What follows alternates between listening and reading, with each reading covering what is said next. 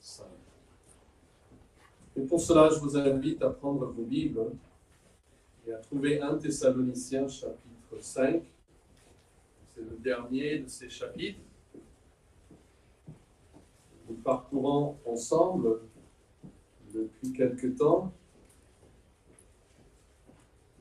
C'est une des premières lettres écrites par l'apôtre Paul, probablement la deuxième, Galates, la première, et puis voici la deuxième. Il se trouve, en écrivant cette lettre, sans doute, on le sait par ce qu'il dit dans ses lettres, à Corinthe. Et vous pouvez lire ça au chapitre 18 des Actes des Apôtres. L'église à Thessalonique, qui a été fondée en Acte 17, est toute jeune, elle a peut-être quelques mois seulement. Ce sont des chrétiens tout nouveaux, ne croient pas en Jésus-Christ depuis longtemps. Certainement, beaucoup sont des Juifs qui ont connu déjà les Écritures de l'Ancien Testament. Mais nous savons aussi qu'il y avait beaucoup de païens, nous savons aussi qu'il y avait même beaucoup de femmes, la Bible dit, dans la ville de Thessalonique, des femmes même importantes et païennes, mais qui craignaient Dieu et qui se sont converties lors de la prédication de l'apôtre Paul dans cette ville. Et ici, il touche à sa fin, touche à la fin de cette lettre qu'il va écrire, et il leur donne un peu en staccato, rapidement, des recommandations pour une vie sainte. Nous avons des principes pour guider notre vie personnelle ou intérieure, des versets 16 à 18. Et puis, à partir du verset 19, des principes pour guider la vie spirituelle et collective de l'Église. Mais comme nous allons voir, même le verset 19 est une affaire très, très individuelle pour chaque croyant. Il dit au verset 16, « Soyez toujours joyeux. Priez sans cesse. Rendez grâce en toutes choses, car c'est à votre égard la volonté de Dieu en Jésus-Christ. » Et puis cette recommandation très laconique et succincte, verset 19, « N'éteignez pas l'esprit. » N'éteignez pas l'esprit. Dans l'original, l'ordre des mots est en fait la suivante. L'esprit, ne l'éteignez pas. L'accent est mis sur le Saint-Esprit. Maintenant, nous parler du Saint-Esprit, l'Esprit, et puis notre devoir envers lui et envers son œuvre en nous. Ne l'éteignez pas. Et ce que nous allons voir aujourd'hui sont 3 vérités que ce passage présuppose. Même avant de pouvoir voir ce que ça veut dire d'éteindre l'esprit, il faut commencer avec une base. Et je crois que c'est mieux pour nous et pour moi en tant que prédicateur de ne rien présumer ou présupposer par rapport à nos connaissances. Et ça nous aide tous à recommencer un peu au début. Quelles sont les vérités que une telle recommandation présuppose? Et ça nous donne aussi l'occasion de parler de Dieu, le Saint-Esprit, qui est égal au Père et au Fils, et qui nous est donné pour nous rendre participants par une vraie foi de Christ et de tous ses bienfaits. Alors, la première chose, on commence vraiment au début ici, c'est que le Saint-Esprit est une personne. Le Saint-Esprit est une personne. C'est-à-dire, le Saint-Esprit n'est pas simplement une force ou une énergie ou une influence. Il m'est arrivé de connaître des gens très pris par le mysticisme, surtout des religions qui viennent de l'Est, et ils cherchent une force là dans l'atmosphère. Ces gens vont parfois aller vers des arbres et la nature et chercher des ondes de puissance dans la nature et parfois ils vont venir, on a eu avant quelqu'un même qui est venu ici à l'église et qui cherchait cette puissance, ces ondes de pouvoir qui pensaient venaient de quelque part, il ne savait pas où, mais il voulait être en relation intime avec une force, mais le Saint-Esprit n'est pas une force tout simplement. Il n'est pas une influence ou une énergie. Il est une personne. Et cela est déjà suggéré dans cette lettre. Est-ce que vous pouvez reculer au chapitre 1? Et c'est la première fois qu'il fait mention, en fait c'est au verset 5, mais nous allons lire au verset 6. 1 Thessaloniciens chapitre 1, verset 6. Et il va parler à ces nouveaux croyants, il va dire, et vous-même, vous avez été mes imitateurs et ceux du Seigneur, en recevant au milieu de beaucoup d'afflictions, en recevant la parole de Dieu, au milieu de beaucoup d'afflictions, et avec la joie, quoi, du Saint-Esprit. Alors déjà, j'espère que c'est clair pour nous, qu'une force n'a pas une joie, une force et une puissance, tout ça ne peut pas se réjouir. Il parle ici au Saint-Esprit comme celui qui est rempli de joie et qui partage même, qui donne sa joie aux autres. Alors la Bible fournit de nombreux moyens pour nous aider à comprendre que le Saint-Esprit est vraiment une personne, c'est-à-dire un être personnel plutôt qu'une chose impersonnelle. Voici quelques mots qui ne sont pas sur l'écran, mais que vous pouvez noter si vous voulez, pour vous aider. Quelles sont des choses qui nous aident à savoir que le Saint-Esprit est une personne? D'abord, on peut marquer le mot prénom, les prénoms utilisés pour Jésus. Alors c'est un peu technique, mais je crois que c'est assez facile à comprendre. Chaque pronom utilisé en référence à l'Esprit est masculin plutôt que neutre, parce que le grec a 3 genres. Un peu comme l'allemand. On a le masculin, on a le féminin, et puis on a le neutre. Heureusement, le français n'en a pas 3 avec 2, c'est déjà difficile. Mais le grec, donc, a ces 3 genres, et le mot esprit, pneuma, est neutre. Donc, ce serait naturel, quand on parle d'un objet qui est neutre, d'utiliser le pronom neutre. Il n'y a pas d'équivalent en français, donc c'est difficile de vous donner un exemple en français. Mais pourtant, dans de nombreux cas, on trouve des pronoms masculins. Par exemple, regardez ici Jean 15, verset 26. Quand sera venu le consolateur, que je vous enverrai de la part de chaque du Père, l'esprit de vérité qui vient du Père, donc l'esprit masculin, plutôt, mais il va dire il, masculin. Il va changer la grammaire. Et il va dire il, masculin, rendra témoignage de moi. Pourquoi? Parce qu'il pense à l'esprit comme une personne masculine en l'occurrence. Jean 16, versets 13 et 14, nous voyons encore, quand le consolateur sera venu, l'esprit de vérité, il vous conduira dans toute la vérité, car il ne parlera pas de lui-même, mais il dira tout ce qu'il aura entendu, et il vous annoncera les choses à venir. Il me glorifiera parce qu'il prendra ce qui est à moi et vous l'annoncera. Et à ce pronom « il », dont on aurait attendu un neutre. La langue grecque du Nouveau Testament est donc explicite dans la confirmation de la personne du Saint-Esprit. Grammatiquement, on ne peut pas comprendre autrement que le fait qu'on pense à une personne. Matthieu 28, 19 nous enseigne à baptiser au nom du Père, du Fils et du Saint-Esprit. Et là, c'est une référence au Dieu collectif, au Dieu trinitaire, Dieu le Père, Dieu le Fils, Dieu le Saint-Esprit. On voit qu'il est associé donc avec la Trinité. On peut pécher contre l'Esprit. On peut attrister aussi l'Esprit, Éphésiens 4, 30. On peut mentir au Saint-Esprit, Acte 5, verset 3.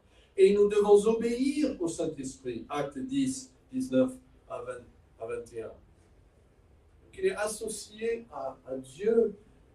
Et puis, vous pouvez parler de ses œuvres aussi. On a ses pronoms, cette association à Dieu et ses œuvres. La personnalité du Saint-Esprit est affirmée par ses œuvres. C'est-à-dire, qu'est-ce qu'il fait? Il fait des choses qu'une personne seulement peut faire. Il est associé à la création. Genèse, chapitre 1, verset 3. Personnellement participé donc à la création. Il donne du pouvoir au peuple de Dieu, nous dit Zacharie 4, verset 6. Il guide ou il conduit, Romains 8, 14. Jean 14, verset 26, il console Jean 16, 8, il convainc le monde. Jean 16, 13, il enseigne. Il donne des ordres, Jean 8, 29. Donc, chacune de ces œuvres requiert l'implication d'une personne plutôt qu'une d'une simple force. Et puis, on peut parler des attributs aussi du Saint-Esprit. Le Saint-Esprit a la vie, Romains 8, 2.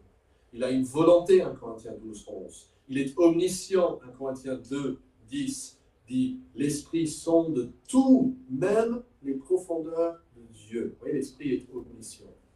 Il est éternel, Hébreux 9, 14, où il parle de l'Esprit éternel. Il est omniprésent, le psaume 139, verset 7 dit « Où irai-je loin de ton esprit ?» Il est partout. Une simple force ne peut jamais posséder tous ses attributs. Le Saint-Esprit le fait. Et puis, on peut marquer aussi son rôle en tant que troisième personne de la Trinité. Il est égal à Dieu, nous avons vu ça en Matthieu 28, où c'est le Père, le Fils et le Saint-Esprit. Ils ont tous un seul nom. Ils possèdent ces attributs d'omniscience, d'omniprésence, d'omnipotence. Il est défini comme Dieu lui-même. Écoutez, Acte 3. Et en fait, si vous pouvez, ça serait bien de chercher, parce que j'aimerais que vous souligniez deux mots ici. Acte 5, pardon. Acte 5 et les versets 3. Ici, nous avons le péché d'un couple. Vous vous rappelez de leur nom? Ananias et Saphira. Acte 5, verset 3. Pierre dit à Ananias, « Pourquoi Satan a-t-il rempli ton cœur au point que tu mentes au Saint-Esprit ?» Vous voyez cela? Je suggère que vous souligniez ces mots. « Tu mentes au Saint-Esprit ». Ils ont menti au Saint-Esprit.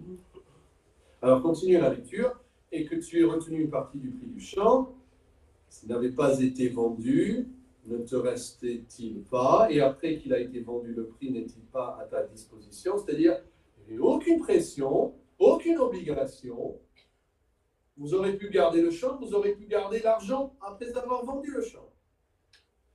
Donc, comment as-tu pu mettre en ton cœur un pareil dessein?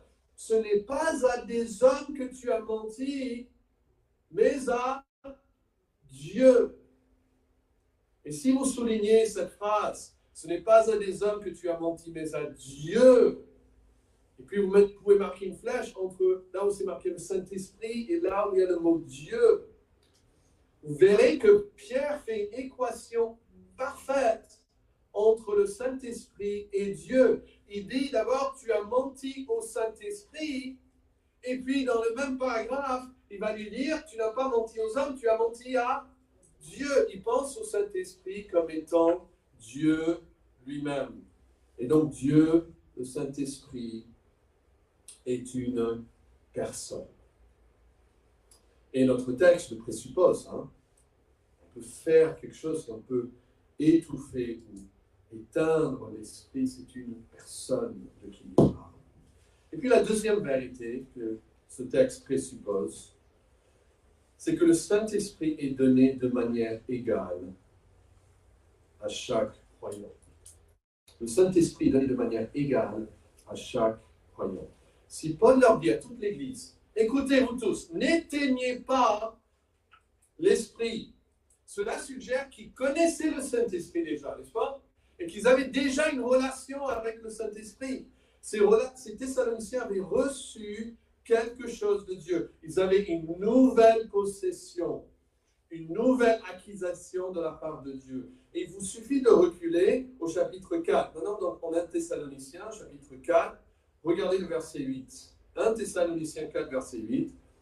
Il dit, « Celui qui rejette ses préceptes ne rejette pas un homme, mais Dieu. » Alors, notez ces mots maintenant. « Qui vous a aussi donné. » Dieu vous a donné quelque chose. Il vous a donné son Saint-Esprit. Vous voyez pas, tous les chrétiens, Dieu vous a donné son Saint-Esprit. Le Saint-Esprit donné de manière égale à chaque croyant. Nous trouvons ce mot donné deux fois dans cette lettre. Ces deux occurrences forment une belle paire. Peut-être que vous avez déjà marqué, mais c'est au verset 2 de ce même chapitre. Vous savez en effet quel précepte nous vous avons donné de la part du Seigneur Jésus. Et puis le verset 8, Dieu qui vous a aussi donné son Saint-Esprit. Il y a deux choses que Dieu leur donne. Verset 2, c'est des préceptes que nous vous avons donnés de la part du Seigneur Jésus, c'est-à-dire la parole de Dieu. Nous vous donnons la parole de Dieu, la parole du Seigneur. Donc Dieu nous donne sa parole, et avec ça, un esprit. Chaque croyant a ces deux dons de la part du ciel.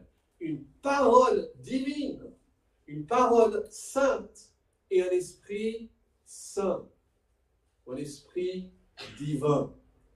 Et puis le verset 9, chapitre 4, verset 9, notez-le, pour ce qui est de l'amour fraternel, vous n'avez pas besoin qu'on vous en écrive, car vous avez vous-même appris de Dieu à vous aimer les uns les autres. Et on peut se poser la question, mais comment est-ce qu'ils ont appris de Dieu à s'aimer les uns les autres?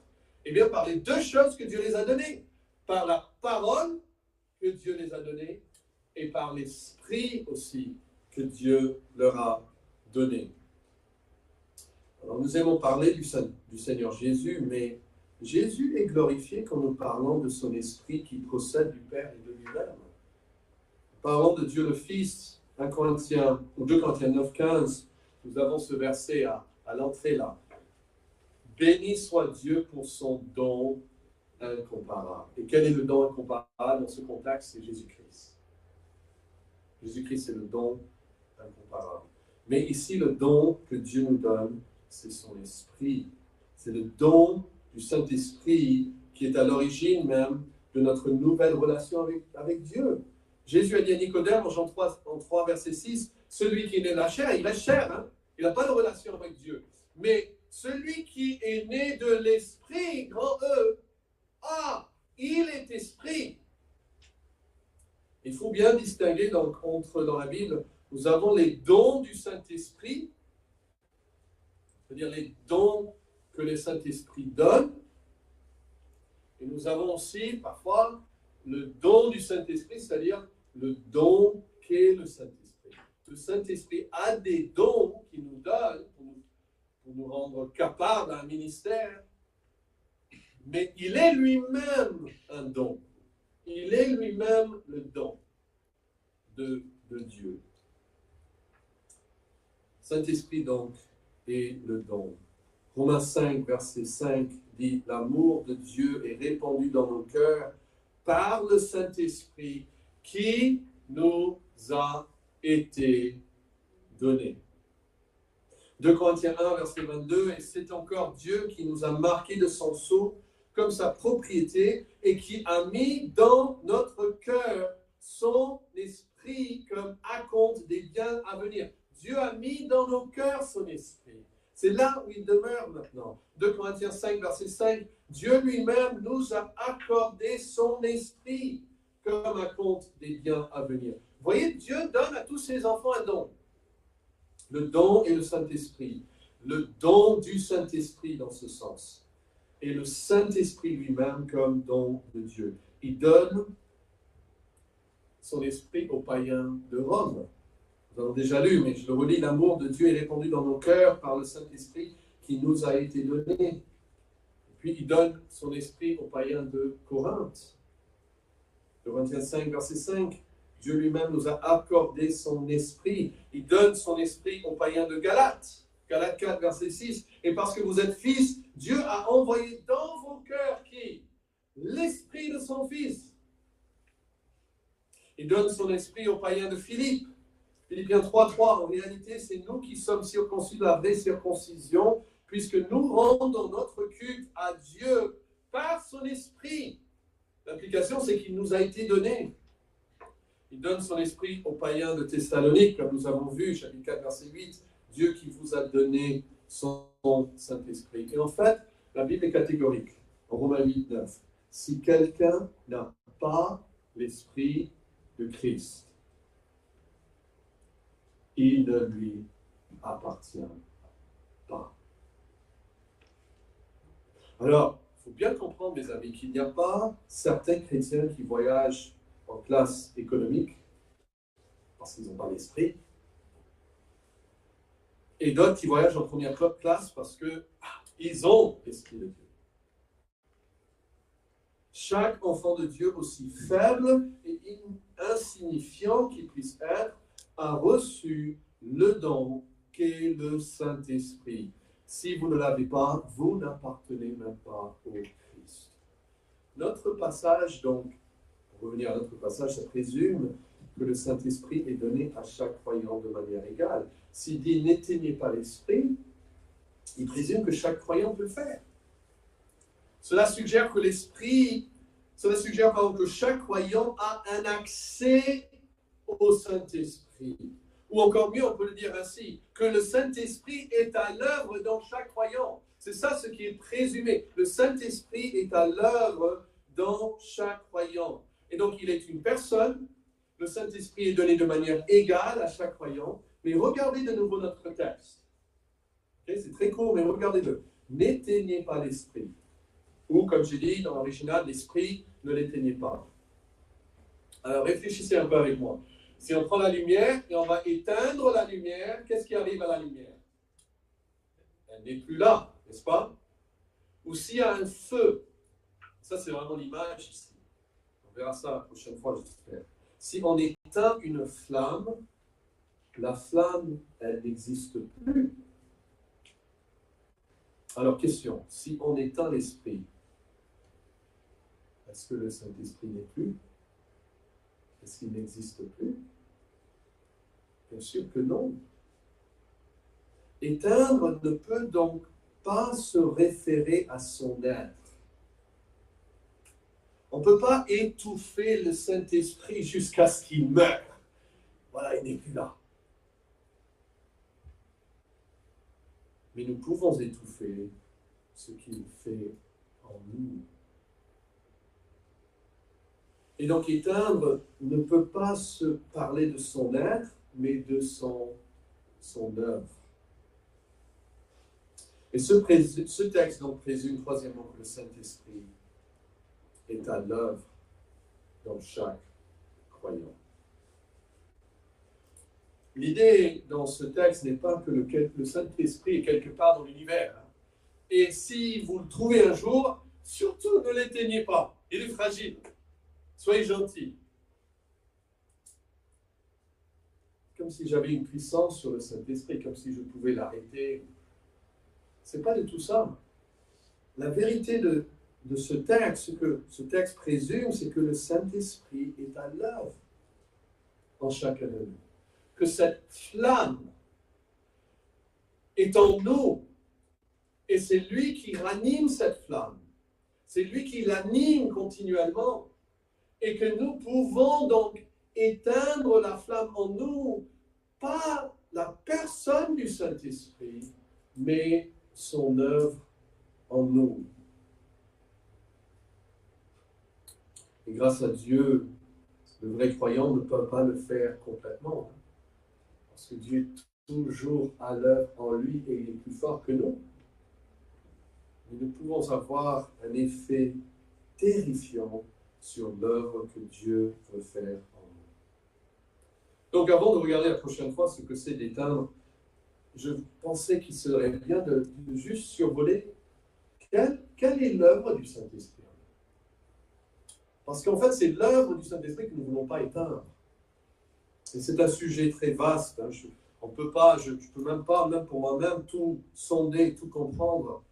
Mais voici quelques aspects de l'Esprit de Dieu. D'abord, l'Esprit est à l'œuvre pour convaincre du péché et nous amener à la repentance. Ça c'est l'œuvre de l'Esprit Saint. Vous pouvez marquer Jean 16, 8, que nous avons déjà lu. Et quand il sera venu, c'est l'Esprit, qu'est-ce qu'il fera? Il convaincra le monde en ce qui concerne le péché, la justice, le jugement. Il est là pour convaincre. C'est ça sa spécialité. Il est, quelqu'un dit que le Saint-Esprit est le chien de chasse du ciel, que Dieu envoie pour attraper le pécheur qui est en train de fuir. 2 Corinthiens 7, verset 8. Ça serait bien si vous pouvez trouver cette référence aussi. 2 Corinthiens 7, verset 8. Parce que je vais lire jusqu'à verset 11. Donc, je vais commencer à lire, vous pouvez toujours le chercher. 2 Corinthiens 7, je pense au verset 8. Paul écrit en Corinthiens, il dit, quoique je vous ai attristé par ma lettre, sa première lettre. Il dit, je ne m'en repens pas. Et si je m'en suis repenti, car je vois que cette lettre vous a attristé, bien que momentanément, je me réjouis maintenant à cette heure, verset 9. Non pas de ce que vous avez été attristé, mais de ce que votre tristesse vous a porté à la repentance. La tristesse peut être une bonne chose si elle nous porte à la repentance. Car vous avez été attristés. Qu'est-ce qu'il dit? Selon Dieu. Et 3 fois, cette expression selon Dieu, c'est-à-dire selon l'Esprit de Dieu, apparaît dans cette conversation. Vous avez été attristés selon Dieu afin de ne recevoir de notre part aucun dommage. Verset 10. En effet, la tristesse selon Dieu produit une repentance à salut dont on ne se repente jamais, tandis que la tristesse du monde produit la mort. Verset 11. Et voici cette même tristesse, une 3e fois maintenant, selon Dieu. Elle s'est démontrée ainsi. Quel empressement doit être produit en vous. Quelle justification, quelle indignation, quelle crainte, quel désir ardent, quel zèle, quelle punition. Vous avez montré à tous égards que vous étiez purs dans cette affaire. C'est-à-dire ça s'est montré du fait qu'ils voulaient aller jusqu'au bout pour régler tous leurs péchés. C'est comme Zachée lorsqu'il vient à Jésus-Christ et confesse sa foi. Il ne dit pas « Ok, Seigneur, je suis sauvé, maintenant je ne vais plus voler ».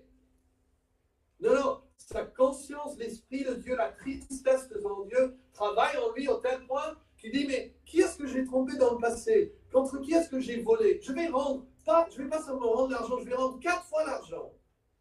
Si on regarde la loi, la loi la plus exigeante était qu'il fallait rendre 4 fois. Et ce n'était même pas dans tous les cas. Mais lui, il prend l'exigence la plus stricte de la loi et dit, moi je veux bien régler ma vie. Ça démontre que l'Esprit de Dieu était à l'œuvre en lui pour produire la repentance. Et il y a une fausse repentance qui décrit les péchés des autres. Ça, c'est facile à faire. Mais la vraie repentance déplore les péchés de qui? Dites-moi. La vraie repentance, d'abord, pleure mes propres péchés. Mes propres péchés. Regardez cette citation. Quelqu'un dit, se repentir, ce n'est pas atteindre la perfection. Ce n'est pas ça. Ça, il faut pas se demander, est-ce que j'ai repenti assez? Il n'y a pas un certain stade de repentance. C'est choisir son camp. Nous ne devons pas perdre de vue que la vraie repentance, fondamentalement, est davantage une question d'attitude devant le péché qu'un simple changement de comportement. Il y a des gens qui ne font pas certains péchés simplement parce qu'ils sont trop lâches. Ils ont peur. Ils se disent, si je fais ça, ça va être mal vu, ou il y aura des conséquences. Donc, ils ne pêchent pas dans ce domaine. Mais ça ne veut pas dire qu'ils ont une attitude de haine envers leur péché. Donc, il nous pose la question, est-ce que nous haïssons et combattons le péché, ou bien est-ce que nous le chérissons et le défendons? Combien de temps est-ce que nous passons à justifier nos propres péchés?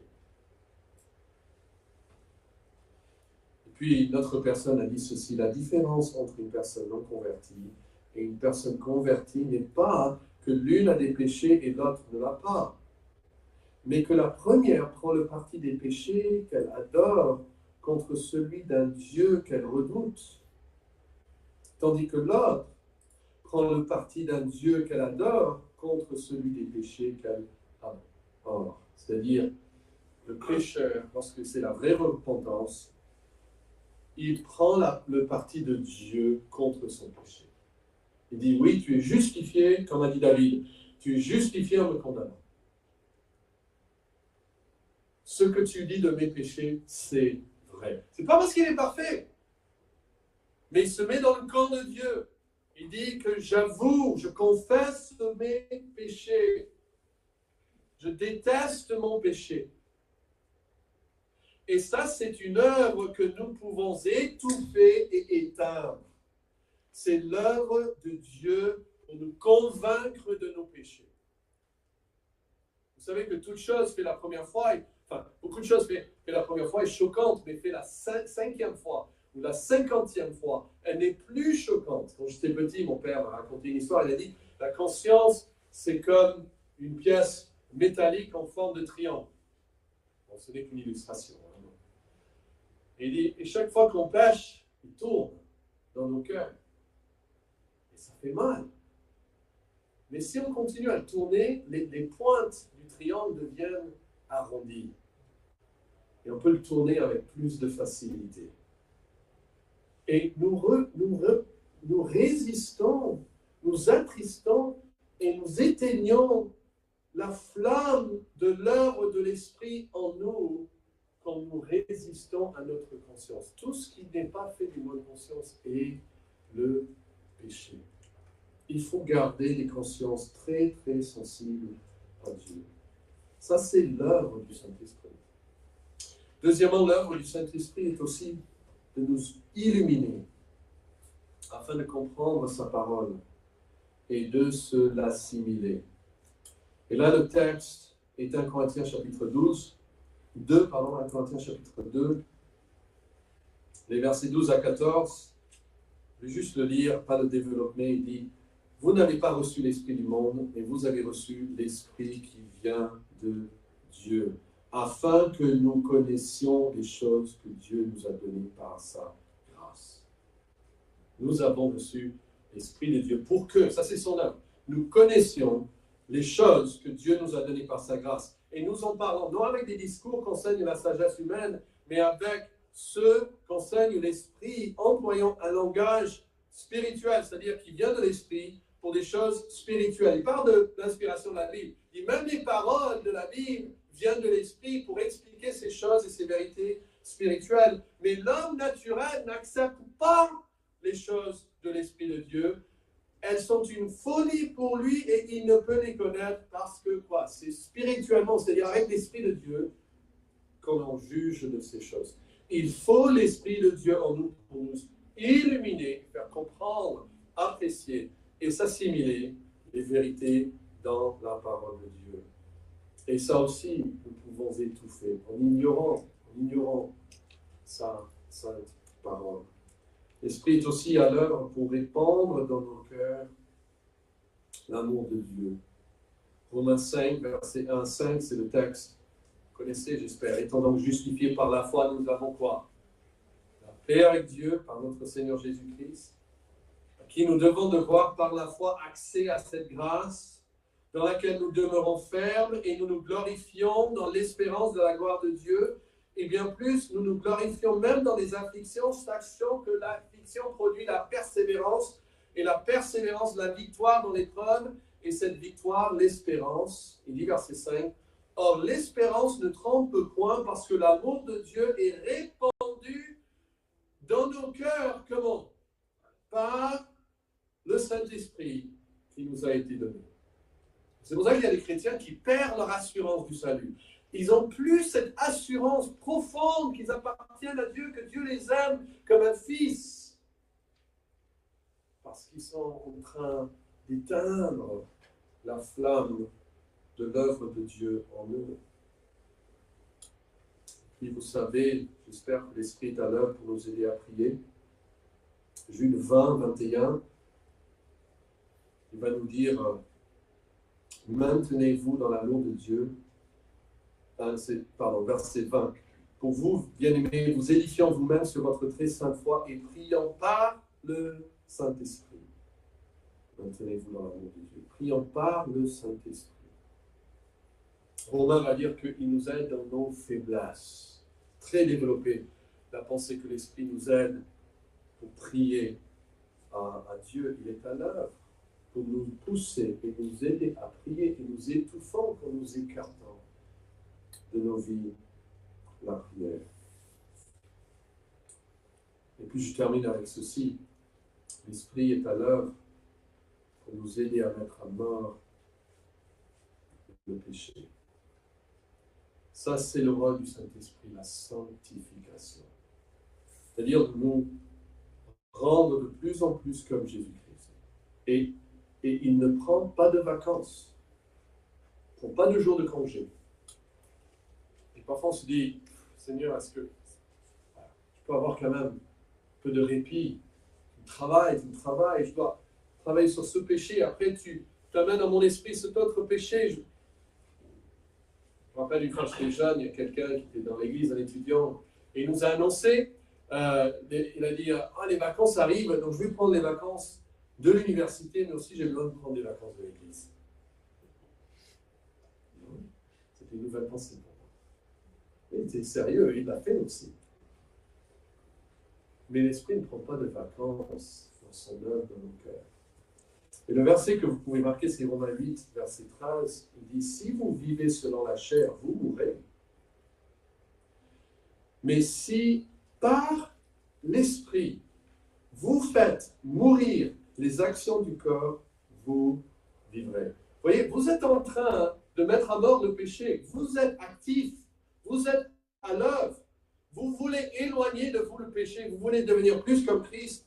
Mais vous devez le faire par l'Esprit. Par les moyens qu'il nous donne, dans la Bible, la prière, le peuple de Dieu, etc. Dans la force qu'il nous donne.